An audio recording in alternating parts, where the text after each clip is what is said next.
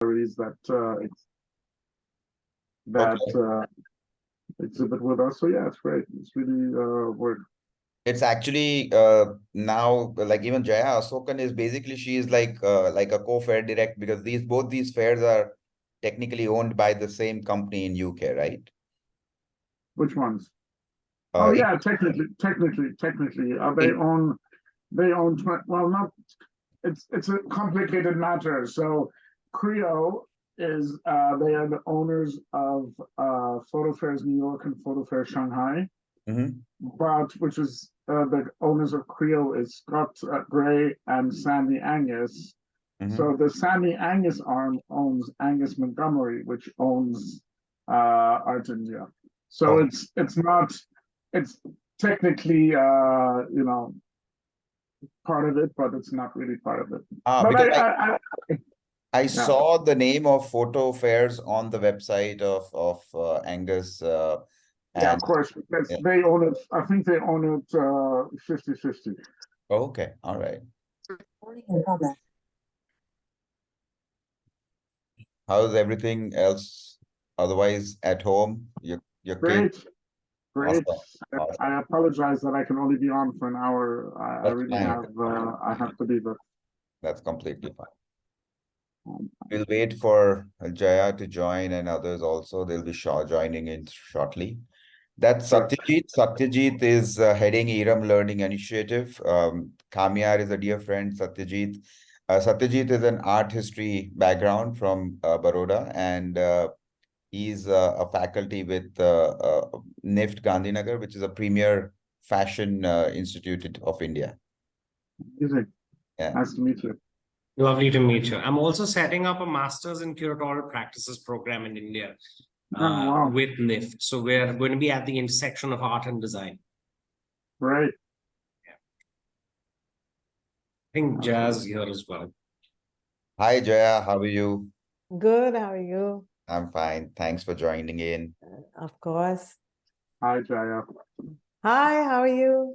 Good, very good. So, Kamiar, you need to visit India Art Fair and see what these guys have done with it. It's amazing. I have been many times. The new ones. He Yeah. has been, yeah. I think. Wait, I'm sorry. Hold on one second. I'm gonna have to tell my kids to. Okay. Sorry about that. That's the problem of doing this from home on a weekend. True that. The kids have play dates, so they don't care about what that does. But no, I've been to India Art Fair many times. I think the first time was when Zane was in charge, then Noel was kind of in charge, and then yeah, I think you were there as well, Jaya. But I think Yeah, I you were in think you, gallery relations.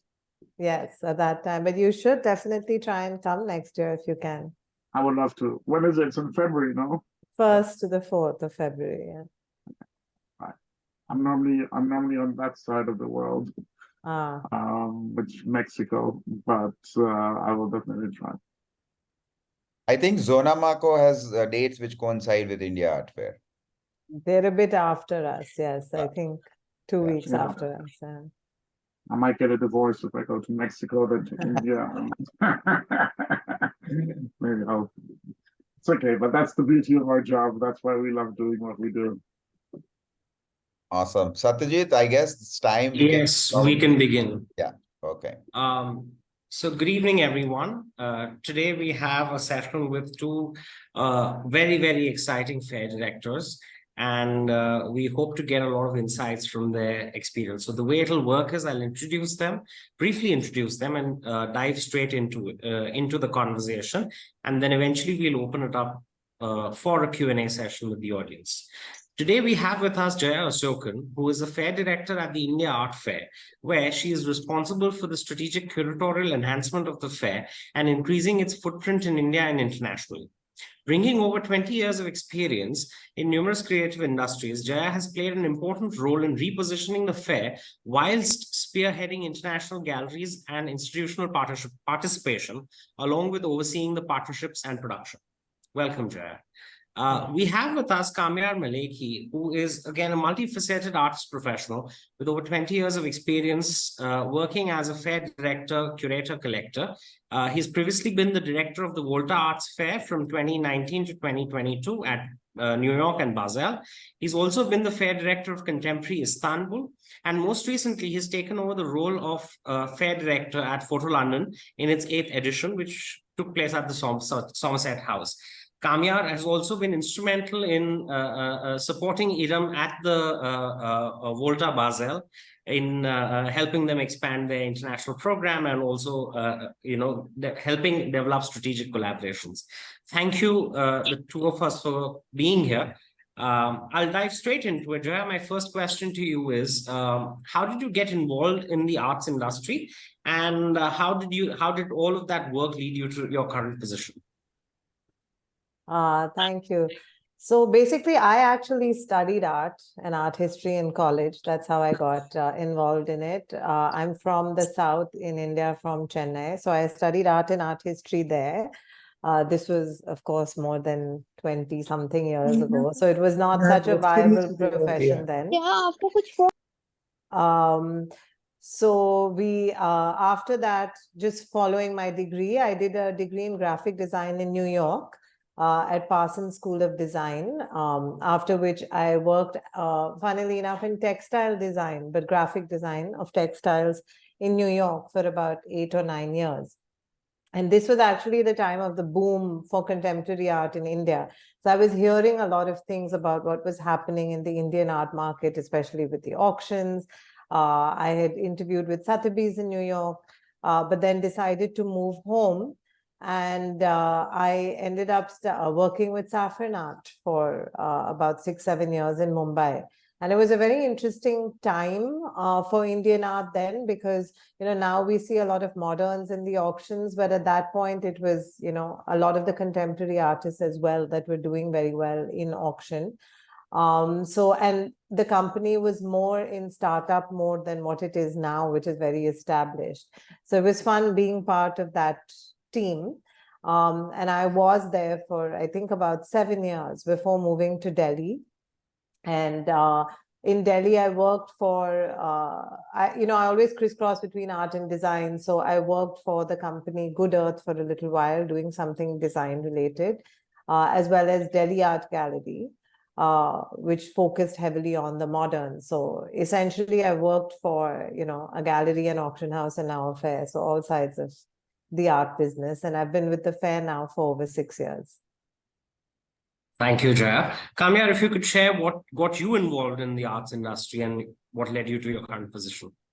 Yeah, slightly different route than Jaya took. I fell in this profession more by chance rather than a true history degree, which I think in hindsight I would have preferred to have that background than how I came into it. But I'm very privileged and fortunate that my parents have been collectors of contemporary art, even Indian art. Actually, I think the first time I was in Mumbai was in '99, actually speaking to Saffron and all those people. So it was very, very interesting.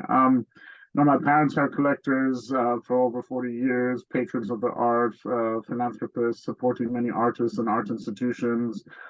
Over the last 25 years, after we left college, we started our collecting journey. Me and my brother separately. I got very involved in buying, supporting young emerging artists from various regions. I never wanted to be, I'm originally Iranian. I never wanted to be specific about my region. So I collected it from every region, every diaspora, every, for me, talent was talent. It didn't matter where they came from, who they were, what they were. And then about 7 years ago, the owner of Contemporary Istanbul came to me and said, do you want to invest in my fair? And I said, no, I'd rather buy art with that money. But if you want to make money as a fair, you should hire me as a director. And within a month, I had a job. And it was, there where my love affair actually truly began with the art world, because, as a collector, you can only support so many artists by buying their pieces. whenever you support institutions, there's always someone that has more money and more wealth than you that, your interest becomes short-lived. But as a fair director, I feel that we support more than just the fair. We support galleries, we support artists, we support cities, we support governmental institutions, we support a whole spectrum of ecosystem that, we're really helping the economy of that city, when we're attracting, I'm sure in India it's about 50, 60, or even more thousand people to the fair. For us, it's about 40,000 people to the fair. It's really creating an ecosystem, and our job is to support, So that's what I love about this journey. Thank you, Kamiar. My next question to Jaya is, what are the key responsibilities and challenges that you face as a fair director? You're on mute, Jaya.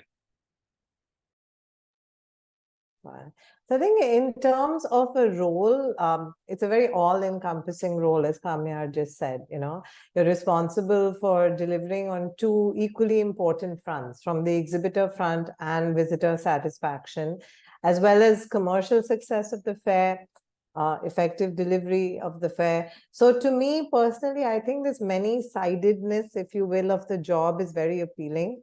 To be a strategist, a team leader, a treasurer. And then I think when it's time for the opening, all these threads kind of come together after all the planning, and they're woven into this eclectic picture at the fairground for this very brief 4 days. But I think that despite all the stress surrounding it, it's, for me personally, I think it's, one of the most beautiful moments as director. So, I mean, I think in terms of challenges, well, marketing forms a hugely dominant role in running events. And it's constantly evolving, as we all know. It's a constantly evolving environment. So to try and stay abreast of that, it feels like every year there's a new social media platform and we need to have a strong presence.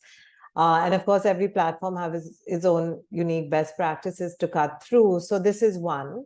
I think there's also a lot of work being done in the sector to integrate diversity, equity, and inclusion into how we program events and exhibitions now, which I think is very important today. But inevitably, it's not something that we get right 100% of the time. So that can definitely be challenging. And also, I think, in my experience, mostly from a personal level, working at India Art Fair, communication gaps and creative blockages are the most common challenges, that can impact projects and campaigns.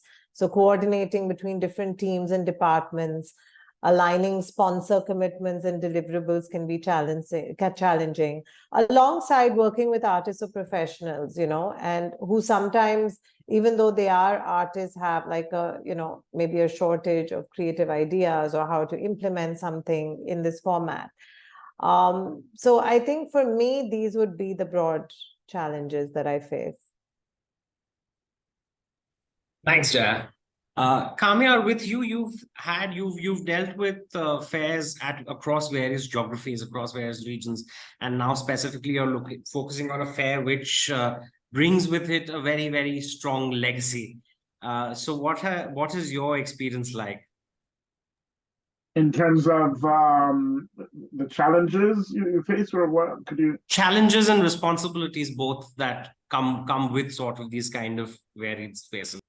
Of course. I mean, for me, the biggest challenge that I have right now in running this fair is that it's a very niche market. Photography is widely used in a daily basis. However, when it comes to selling it, presenting it, manufacturing it, producing it, for us as a fair, it's very interesting, to do that. So basically, the biggest challenge that I have right now is trying to open up the fair, not just looking into pure photography, pure vintage, but we're trying to talk to different galleries, trying to open it up to, selling conceptual photography, ceramics, various different ways of, promoting it. But yeah, running a specialized fair is very difficult for sure. But it also is fun because, people come into an art fair knowing what they're looking for, and they know already what it is. But it's as Jaya was saying, it's all about marketing. It's all about communication. It's all about planning, keep pre-planning, doing your work way before. We work very hard. I think the job of a fair director is certainly underestimated because as a collector, I was underappreciating what fair directors do, because it really, to produce a 5-day fair really takes 5-7 days weekly, and travel constantly, doing things. So it's a huge challenge to do it, and I'm sure with the logistical challenges in India that you have, it's probably even more difficult than what we have in the UK. Thank you. And this is a question to the both of you, so either of you all can take it up first. Fairs, so I've had the privilege of visiting fairs nationally and internationally from around, say, 2015-16. And one thing that I've been noticing over the years is that a lot of fairs are also investing a lot in these kind of, say, alternative presentations. Either in terms of, bringing a lot of nonprofits on board to do like a special showcase, or it is in terms of maybe like special artist booths that not necessarily have been sponsored by a gallery, but it could be a foundation, it could be any other quote unquote non-commercial space. So how do these kind of changes in the curatorial process take place, and what are the kind of guiding factors for these kind of changes, or these kind of looking at special project sections and things like that? Ladies first. So I mean, I'll try and answer the question in two ways, but I think you're right. And while the fair is underpinned by commercial principles, certainly they're for-profit fairs. One, I think, like, say, for instance, at the India Art Fair, we have a lot of non-commercial initiatives, curatorial and non-curatorial. So, for instance, we have, which I'm sure other fairs do as well, we have free workshops, we have talks, we have digital artists in residence, we have activities and walks for the differently abled, performance art, which is all free of cost. We have very large outdoor scaled projects. So these are not part of the commercial side of the fair. And I think that what we're trying to do really in terms of outreach is to build a larger audience in India and beyond, in India beyond the tier 2 and the tier 3 cities. And we're also trying to expand this narrative in terms of editorial and programming. So what we're trying to do, at least, or what we've done in the last year and a half, is to bring in culture at large. So it could be music, which we have at the fair. It could be publishing, whether it's to do zines specifically at the bookshop or something alternative like that, something in writing. This year, for the first time, we're launching design at the art fair. And architecture. So while the physical fair will always remain predominantly about art, it all kind of comes together as one holistic cultural experience. So we do try and include a lot of these other initiatives physically at the fair and also online, as well as at the city at the time, as satellite events or as parallel events. So it's not just about reaching kind of, sales targets and new groups, but also about new ideas, networking, exchanges of information, creating new possibilities. All of this we take very seriously. So it may not be kind of the mainstay of what we do, but it's definitely there within the fair, if you look for it. Thank you, Jaya. Sorry for taking notes. I was using some of your examples to learn from and steal later on. I like the digital artist in residence bit. That was very good. I'm gonna use that for mine. I will quote you though. Yeah, it's basically about being relevant. It's about trying to create a cultural moment, as Jaya was saying, and yes. One of the difficulties we have in the photography market is that people always think of these things as festivals or shows. And, I have to sort of rebranded into saying, listen, we are a trade show. The primary focus for us is to sell art to the public. Therefore, we get a lot of complaints sometimes about ticket prices and things like that. And I'm like, yes, but you can pay for museums. You pay if you go to a car show, you'll be paying higher ticket prices to go to a car show. So, but around that, as Jaya was saying, we do try to create movements and movements. And for us, for example, we have the Master of Photography event where we celebrate a living artist. They get a free show in our space. And then they have a dinner the night before the show that is dedicated to them. On the other side, we have one space where we can have curated shows available. One of our big sponsors, Nikon, for example, they have a photo workshop within the fair in a design booth that they have created so people can go there, use their cameras and take pictures and create experiences themselves. Yeah, so it's really also about engaging with the community. It's about engaging with, for us it's easier because we're in Covent Garden, so it's in the center of London. In India you have a tent a bit outside, but it's about trying to get as many people interested in the industry as possible, but while focusing at the same time that you're a trade show and that you're here to educate, but also for people to buy. Yeah.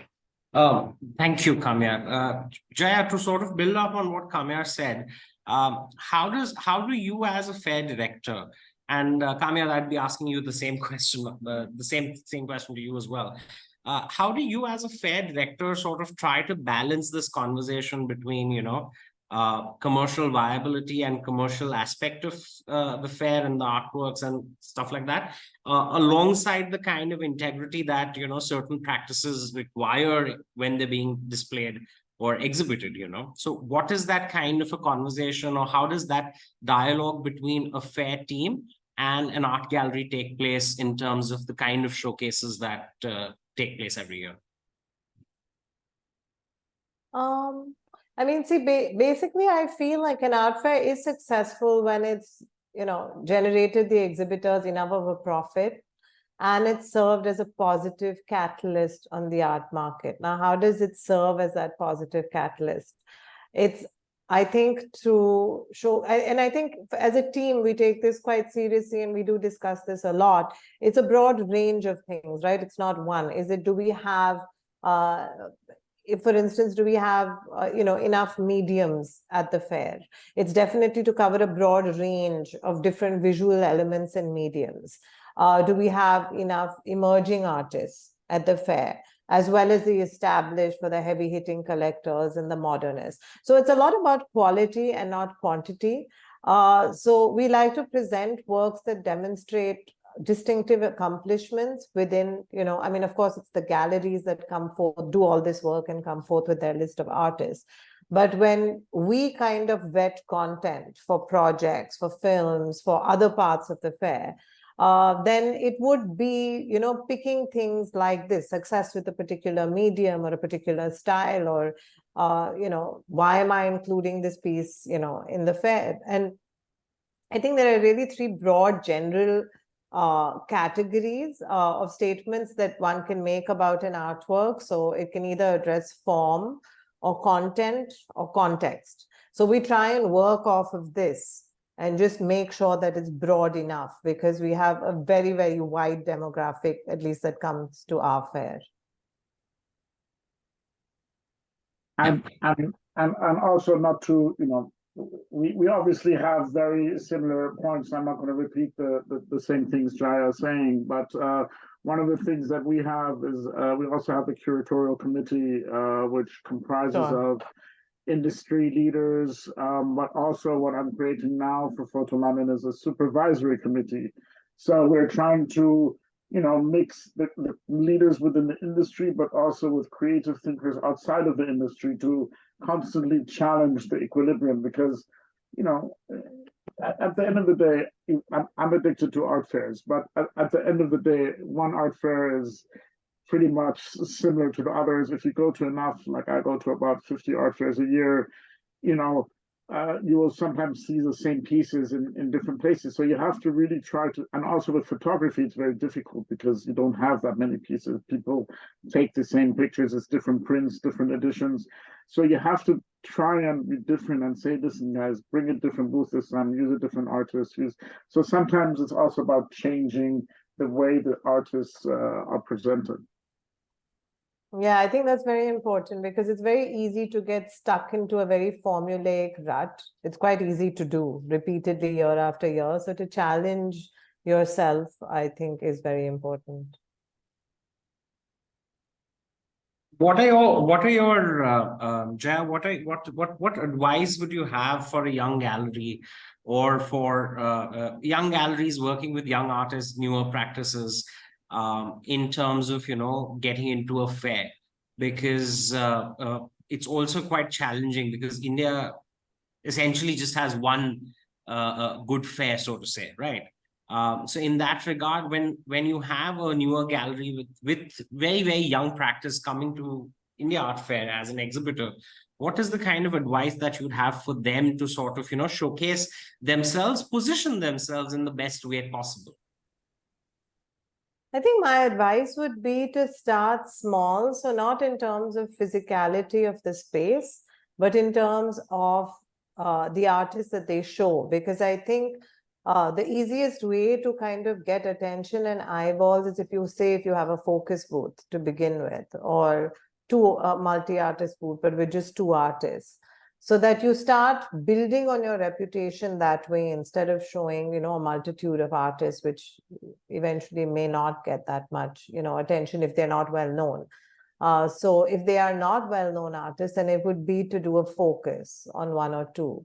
And I think that this trend towards individualization persists in the market, and with it, high demand for contemporary art. So I think that if you approach it in that sense, then you'll definitely get, noticed. All right. Kamiar, because you mentioned that photography is also a very, very niche space in terms of, the practice and also the commercial side of it and things like that. When you mentioned that, you guys are also trying to do these conceptual photography, or rather include conceptual photography as a important part of the fair. So what kind of led you to do that? And what are the kind of spaces or ideas or artists that you're looking at when you think of these, photography? Yeah, I mean, again, for us, it's about trying to bring new things to these fairs. It's about showcasing exciting new talent that you see. I literally travel probably the last month. I've been away 3 days a week in different countries, different continents, going to galleries, visiting galleries, going to art fairs, seeing art fairs.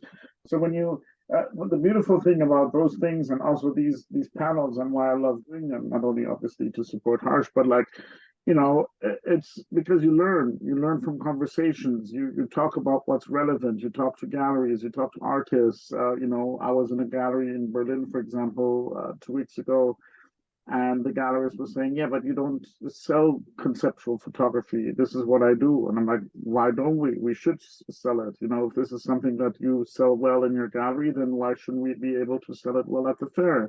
Then it's about educating the market. So what you do is you take that artist, and what I have done successfully in Volta in the past is you do artist spotlights, you do gallery spotlights. For us as a fair, we represent the gallery. So we don't, I always like to say, is we're a platform for the gallery to sell. So we don't, I try to stay out of the artist as much as possible, but because I'm a collector, obviously I have those relationships. So we try to give spotlights to the galleries. We try to create newsletters. We try to, make people aware of what's happening and what the changes are. Thank you. Jaya, I mean, it's a known fact that the India Art Fair has had a tremendous impact on the art scene of India, and not just in terms of the commercial aspects of it, but also in terms of the kind of access that one gets to international practices, to international galleries, and the kind of collaborations eventually get taken forward.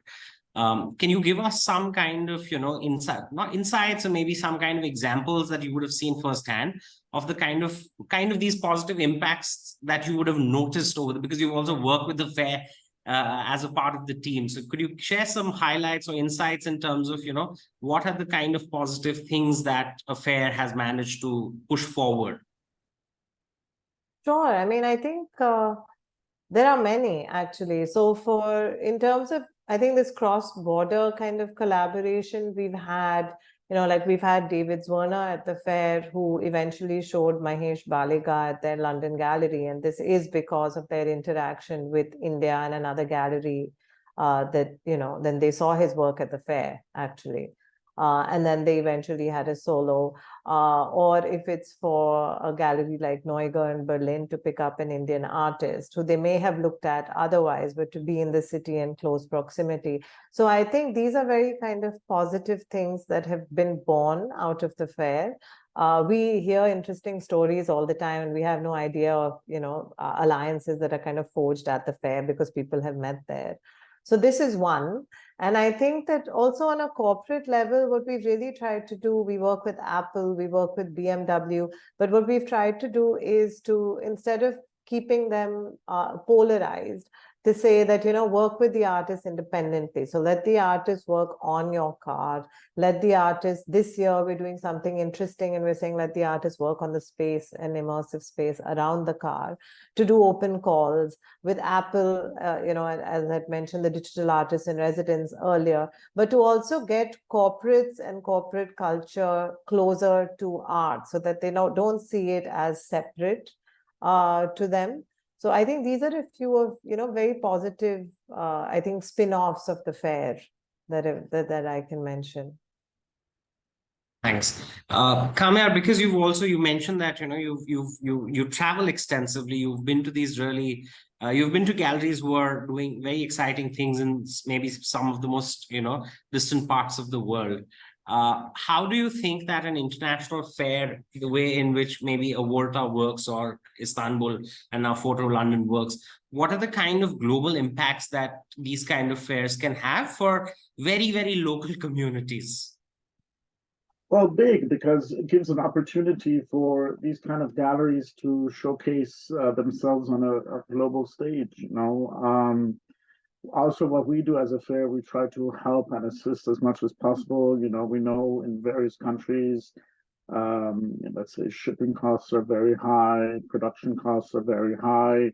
Me coming from that collector background, I always have a kind of supporting heart, and that's why I take it personally a lot of the times, as Harsh will know. But we do try to support as much as possible. Obviously, we have our limitations being a financial institution, but the aim is to be a platform for these galleries. And what this does is then we can come into the cities, we could do little side events as well, we could interact, we could promote, we could support, and yeah, that's what we do. And a follow-up final question to you, Kamiar. What are the changing or evolving roles of an art fair that you see for the future, especially with newer trends, newer directions sort of coming up? Yeah, I think one of the biggest news of the last couple of weeks is Basel hired a head of growth, for example. So they see the need that art fairs have to start thinking strategically, start thinking like a business and outside the box. And I think regional and specialized fairs is where it's going to be at for the next coming years. Countries and cities like Delhi, fantastic. Some of the best events, some of the best hospitality I've seen in Delhi. People love to go to those kind of places and discover new things. They're tired by the same expressions. So I think specialized fairs and regional fairs is how it's gonna shape up. Thank you, Kamiar. Jaya, what do you feel are the future for art fairs? So currently, I feel that at least in India, from what we've seen, that painting and sculpture remain the most sought after art forms, which is also reflected in the offerings of our fair. But even the sale of photography and editions of works that are well suited to, especially to newcomers, sometimes at least, and I'm talking India specific here because of their moderate pricing, is going well. Street art, urban art have finally established themselves as an art form and aren't just in demand with a young audience, we've seen. Experimental forms like video, installations, kinetic objects still have difficulty in the wider market, but we present them year after year because I think the more you see them, the more you get used to them and you understand them. So yes, I mean, I think that new ways of marketing are also definitely being tested, as Kamiar said, with these new hires. I think the classical gallery model definitely has its validity, but now it has company because that has to do on one hand with this technological developments. Social media has kind of made it possible for nearly everyone to transmit themselves pretty cost effectively around the world. You can get in touch with an artist. So I think all of these are going to be, I don't know whether changes, but questions that we have to look at because they definitely impact, what we do and will transform the market. Thank you, Jaya. Thank you, Kamiar. I think we can open up the session for Q&As from the audience.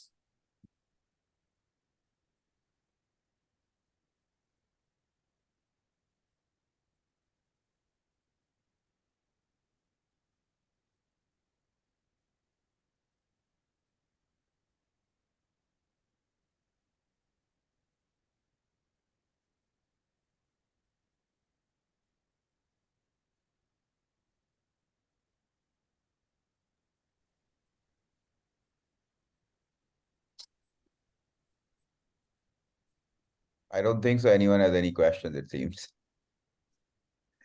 Yeah. That's always good. That's hopefully we covered enough. Yeah. This is a bit scary, which are these panel discussions.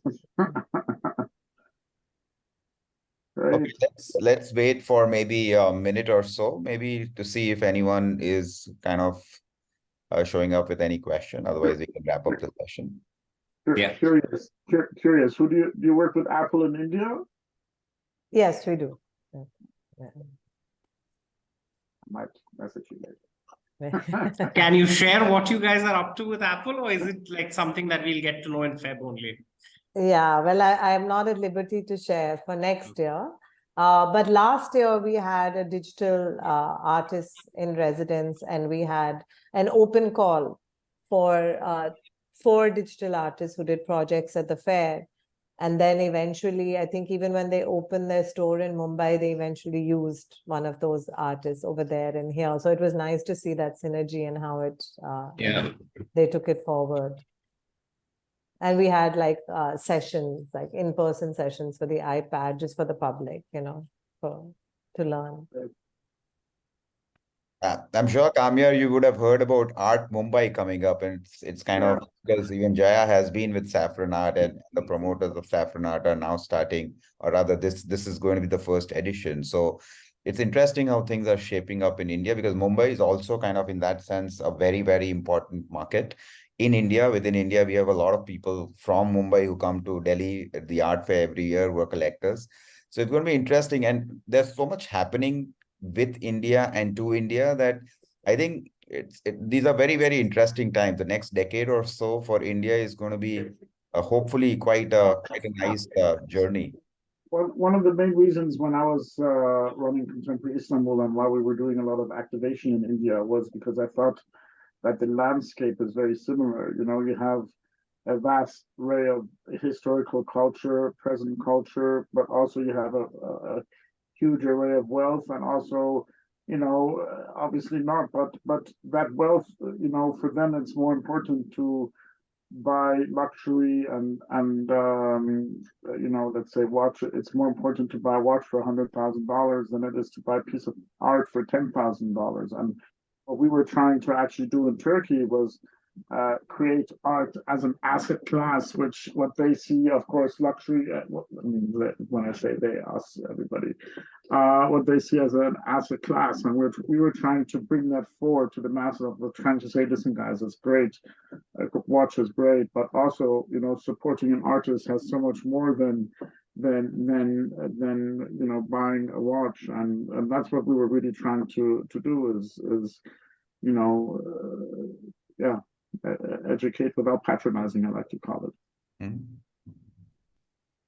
Has there ever been any situation where art fairs, like belonging to different kind of owners, would have kind of collaborated with each other in kind of helping out? Like, for example, if Photo London, like if India Art Fair invites Photo London to come with a set of its top 10 or 15 collectors, and vice versa, because that has this been like a thought which has been discussed?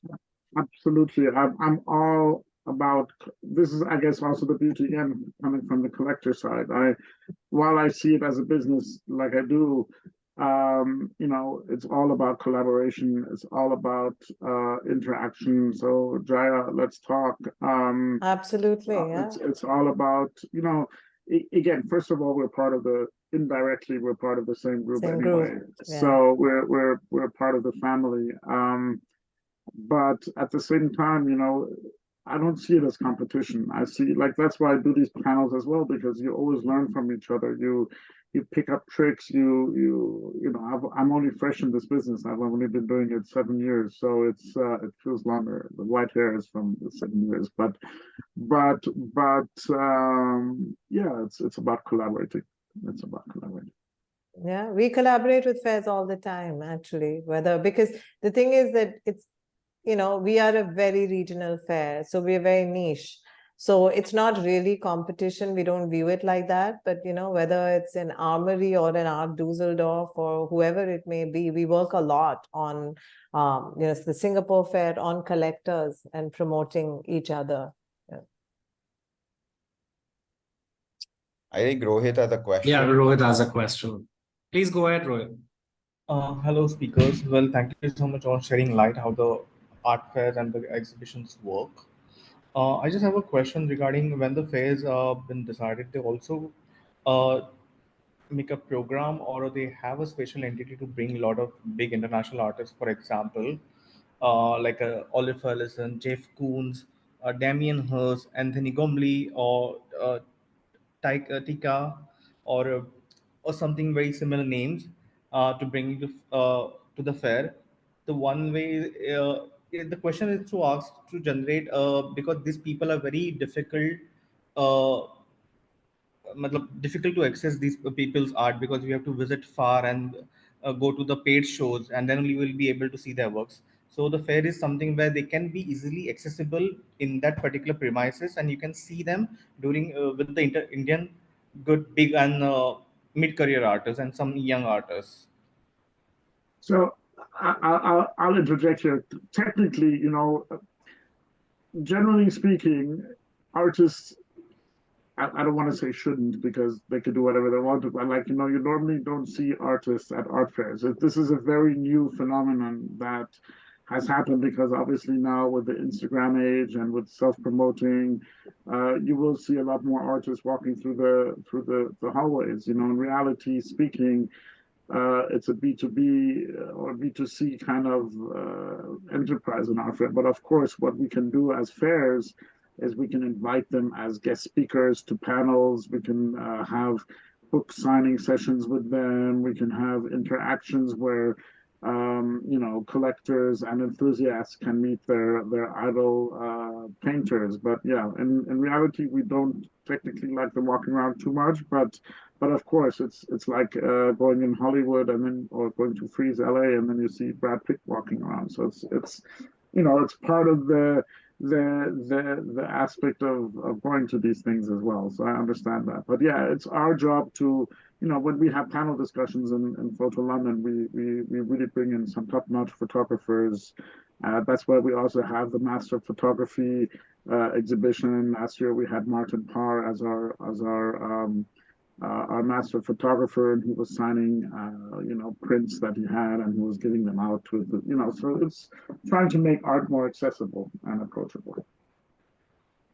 Thank you so much for the answer. I really liked it. We have one small question down there somewhere. Just one more question. Are big art fairs generally open to new galleries who are utilizing the technologies mentioned and trying out new stuff? Like, way that these galleries aim big and there are spaces given for young galleries? Or would you consider well-established ones? Just a second. Well-established art fairs still relatively a conservative market and suggest new galleries to focus mostly on regional or small fairs. Are there minimum requirements on the amount of experience a gallery needs to have, or is it mostly about the quality? I think Satyajit, if you can break down the question, because Yeah, I'll just within those 4 or 5 questions put into one. So essentially, he's asking okay, so are you as an established art fair? Question number 1 is that are you open to looking at younger galleries participating? Number 1, and then we can go ahead with the other ones. Absolutely. Yeah. In fact, we want younger galleries. India has, we have about, I would say 80 to 90 galleries at the fair that are Indian, but it's still, I wouldn't say the market is nascent, but it's a relatively small number when you compare it with other countries. So we definitely look at promoting younger, newer galleries. And to his last questions of the minimum amount of experience, we generally like to have the gallery have at least a year or 2 of programming, because that gives us a sense of their artist roster and how they put out their exhibitions and programming. All right. Kamiar? Yeah, absolutely. For us, it's a question of cost. Sometimes the smaller galleries don't have the budgets to participate at the fair, and therefore it becomes more difficult to accept them. We created a system in Istanbul that was a gallery support program, but that's obviously more work for us, where we find sponsors for these younger galleries. I was even the first one to, in any fair, to accept a gallery that didn't have walls. So yeah, we're all for new. All right. Thank you. Judo, I'll just introduce, is a Turkish. He has been our booth assistant at Contemporary Istanbul as well as Scope Miami, and very young, energetic guy. And he himself wants to become a gallerist soon. So probably that's the reason the question comes out. Right. Yeah.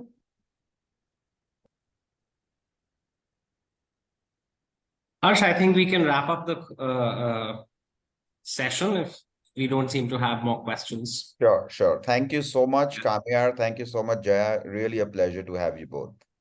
Thank you. Thank you, everyone. Thanks, Thank you. And I hope to see you in February. Yes, please do. And I hope to see you next month in Paris. I will. I just booked my hotel, so I will be there. Awesome. Thank you, guys. Bye-bye. Excellent. Thank you Thank very you. much. See you. Thank Bye-bye. you. Thank you.